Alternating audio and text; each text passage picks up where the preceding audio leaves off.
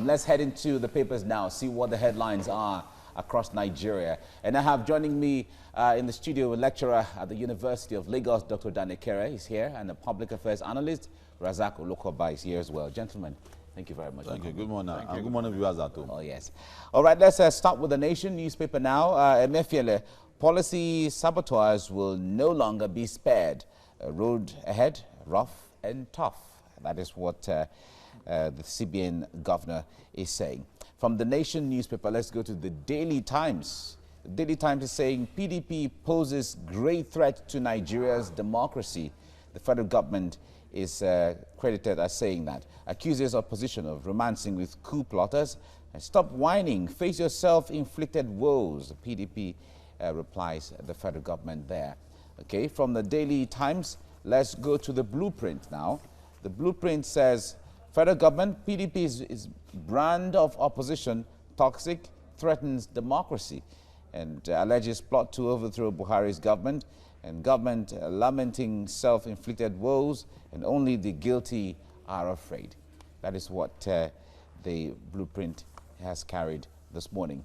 All right, from there, let's go to The Guardian. The Guardian says Nigeria has receded, Emefiele declares, and has some multiple writers there explaining further. Says CBN governor predicts tough times ahead and says government earns 35.2 billion naira stamp duties, and economists blame rising food prices as inflation hits 11.37%. Okay, from The Guardian, let's go to Daily Trust. Daily Trust is saying, stop beating drums of war. Federal government tells Atiku and PDP. And PDP accusation shows frustration of a failed government. That is what is on the front page of the Daily Trust.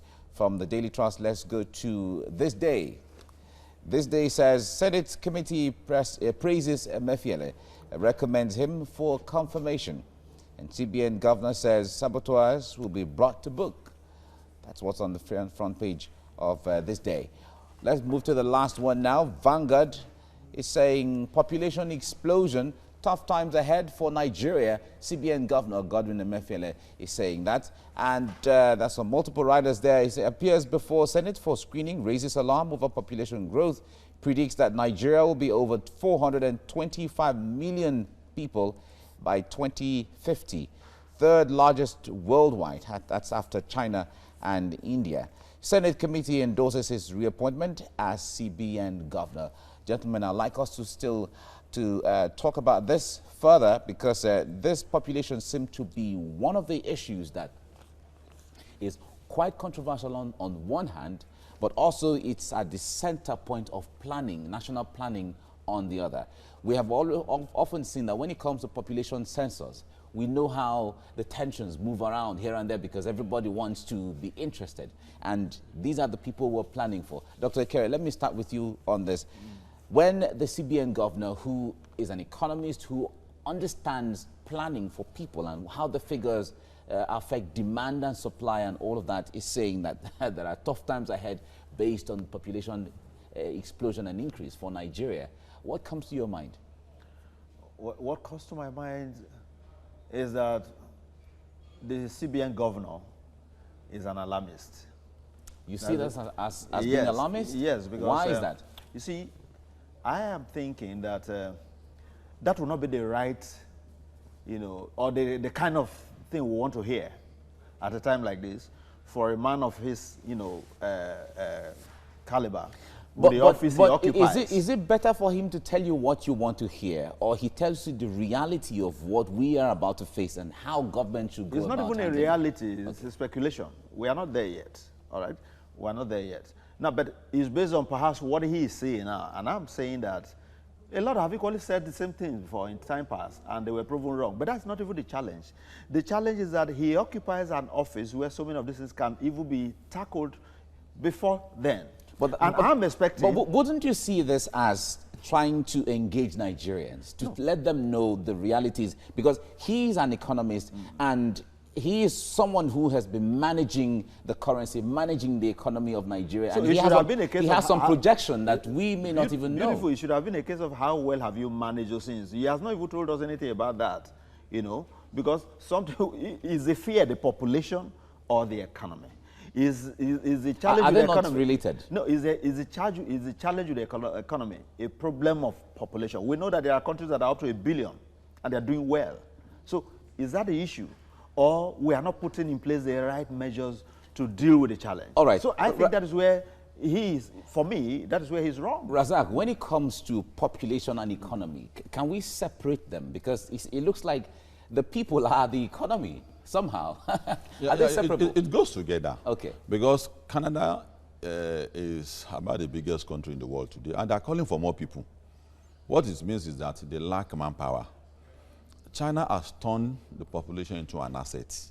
If you don't handle it the way you're supposed to handle it, it's going to become a body. And that should be coming from other Nigerians like us. That fear should be coming from Nigeria. Emefiele should tell us that I can assure you that this thing I'm going to turn into an asset. And we have given several examples of countries that had landmass. Yeah, but Razak, when it comes to I'm assuring Nigerians we're going to turn this. There's no does he have the powers to do that? Really? As the CBN governor? Yes. Does he have the powers to do that? Because a lot of governor, a lot of this have to do with policies of government that may not necessarily be related to. Well, who designs the economic policy? Who designs the economic policy if not the CBN and the Ministry of Finance and Economic Planning? These are the stakeholders.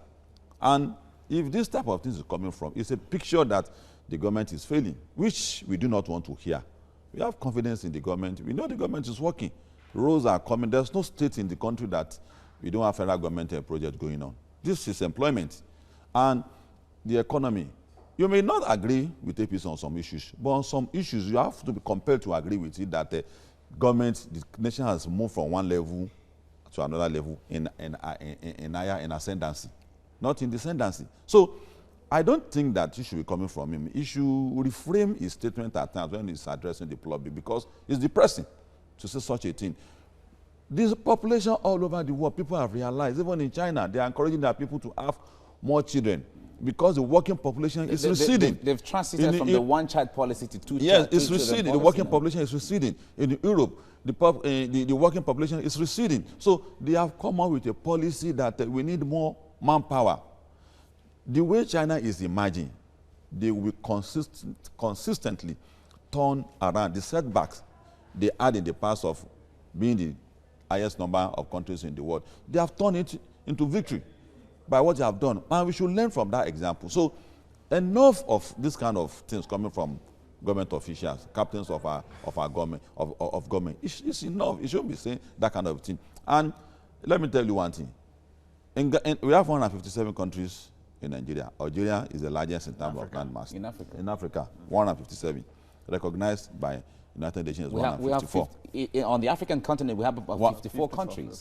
Except You're talking about the world. Yeah, the world. Because, it's 57. I want to say 57.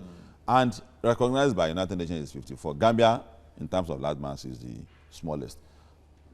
The whole of Africa, put the population together, the whole of Africa, we are barely up to half of China and India. And their countries are working. State of Kerala, there is no single illiterate in the state, and they are the leading IT in the world. So look at the examples of the rest of the world. They are not complaining about their population. They are telling you that if you are many, it is not an aberration.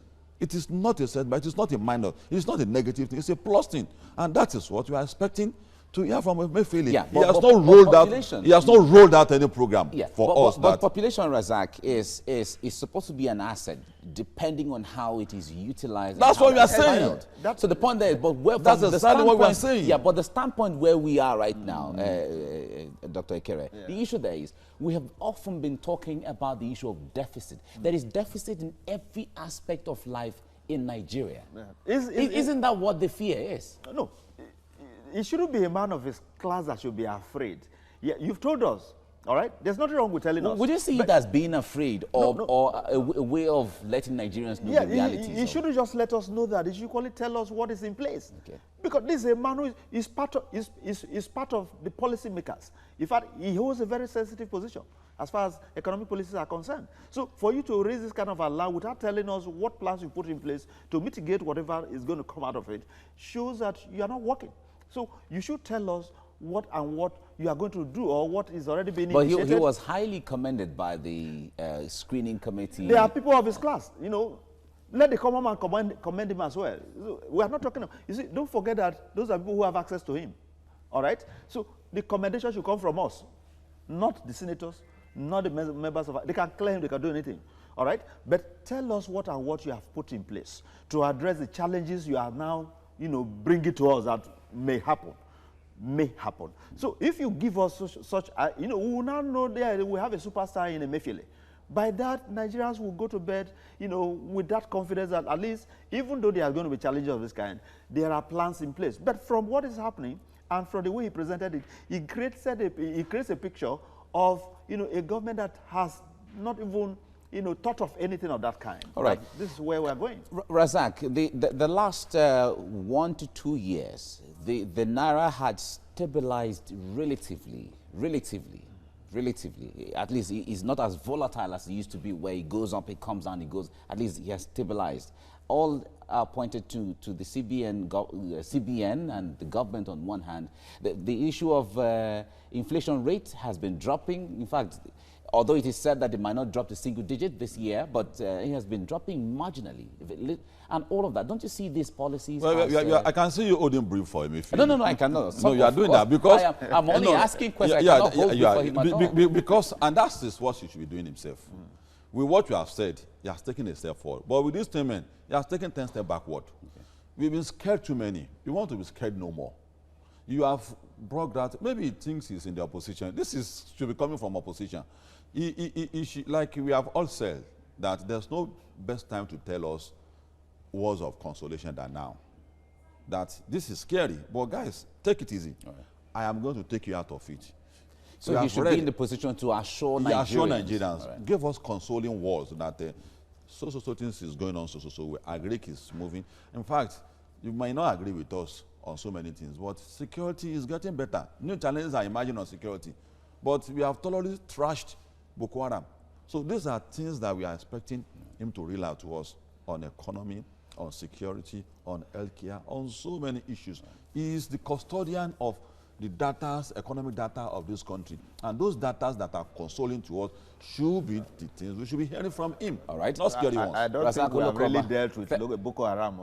Let's and again, the issue of interest rate is critical. Dr. Kere, so you should tell us that is totally a different thing. That is totally a different issue. All right, gentlemen. Razak Olukoba, thank you very much. Dr. Kere, thank you very much for coming on the program as well. Joining me in the studio for that are two gentlemen, lecturer at the University of Lagos, Dr. Dan Ekere, and a public affairs analyst, Razak Olukoba. Gentlemen, thank you for coming this morning on TVC Breakfast. Thank you. All right, let's head straight to the papers now. I will start with The Nation. Emefiele policy saboteurs will no longer be spared. Road ahead, rough, tough. And on the front page of the Daily Times, PDP poses great threat to Nigeria's democracy. Federal government accuses opposition of romancing with coup plotters. Stop whining, face your self-inflicted woes, PDP replies. And to the front page of the Blueprint, federal government, PDP's brand of opposition, toxic, threatens democracy. Alleges plot to overthrow Buhari's government. Government lamenting self-inflicted woes. Only the guilty are afraid. And to the Guardian now, Nigeria has receded, Emefiele declares. CBN governor predicts tough times ahead, says government ends 35.2 billion naira stamp duties. Economists blame rising food prices as inflation hits 11.37%. To the front page of the Daily Trust, stop beating drums of war, federal government tells Atiku. PDP accusation shows frustration of a failed government. And to the front page of this day, Senate committee praises Emefiele, recommends him for confirmation. CBN governor says saboteurs will be brought to book. To the Vanguard now, population explosion, tough times ahead for Nigeria. CBN governor speaking there appears before Senate for screening, raises alarm over population growth, predicts that Nigeria will be over 425 million in 2050, third largest worldwide. Senate committee endorses his reappointment as CBN governor.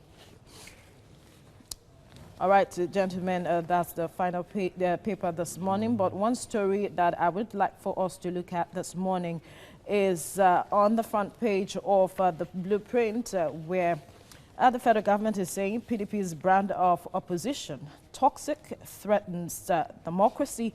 And then there are allegations of the PDP romancing with coup plotters. I'll start with you, Razak. These are weighty allegations, I must say. But then what do you make of this when you look at our democracy? Well, there should be standard rules of engagement between the party in power and the opposition. And if any of the parties fall out of this set standard, they should be called to order. What opposition should do is to constantly tell us what things they can do better than the party in power, and what good things they have not been able to do, and how they wish to do it. If the opposition didn't do that, that means it's been found wanting. And if the party in power calls it to order, it calls for condemnation. And if that is what APC is trying to say, that means that there's a need for Nigerians to rise and mobilize against the PDP. All the PDP members don't wish APC to fail. What they thought was that their party can do something better for Nigeria than APC. They didn't say that APC should fail.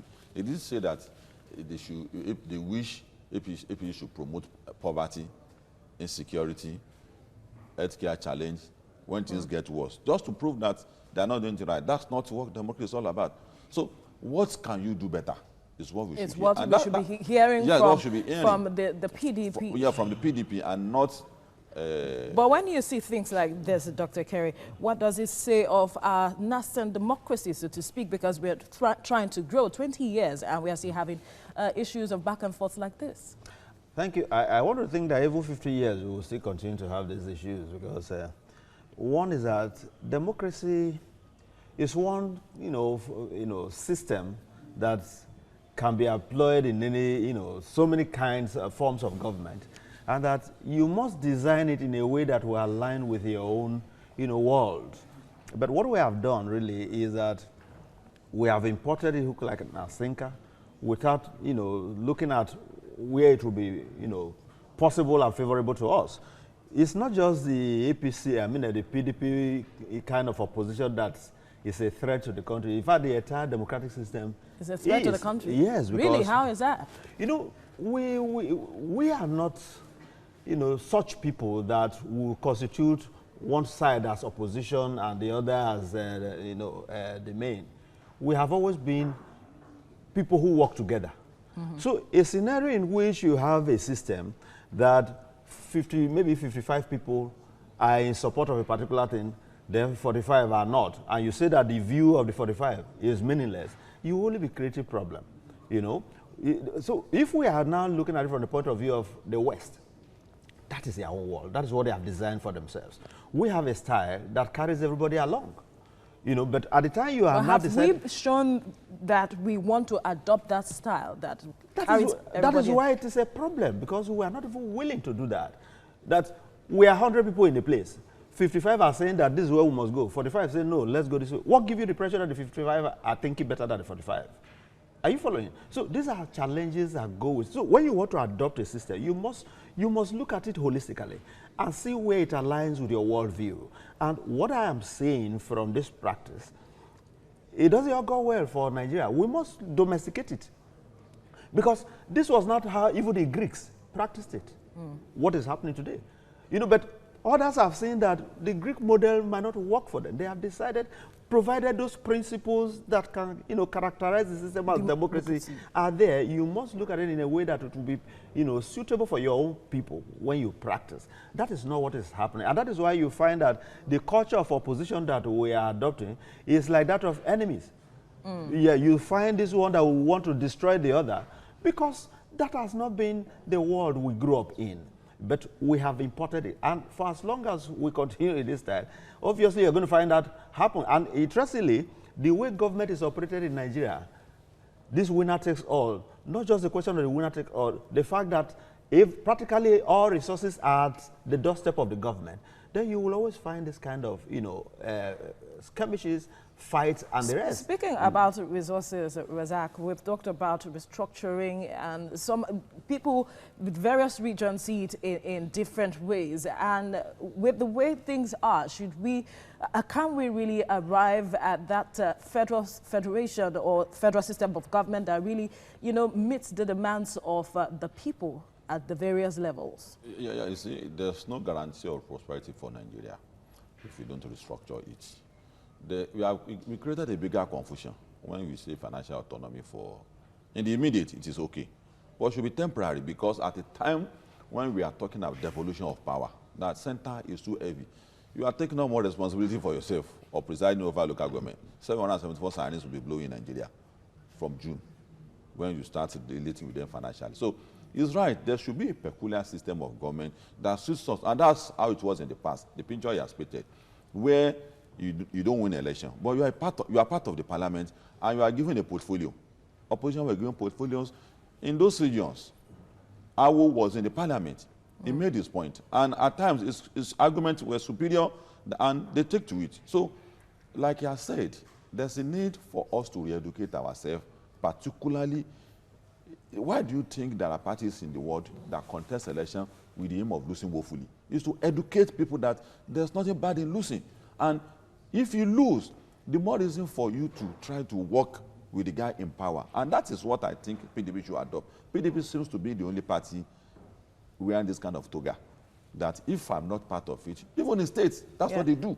All right, so, let's look at the aspect of losing. That is why we have the courts, which is said to be the last hope of man. That's the justice system. In the system, yes. But then when you are taking steps before the courts even make its final decision, how does that help the whole system? I think for me, what the PDP is doing, I've really not seen much of a challenge in it, except for the fact that, some of the issues that the court, should decide seem to be, but they are not, I don't think they are even the ones that brought it to the press.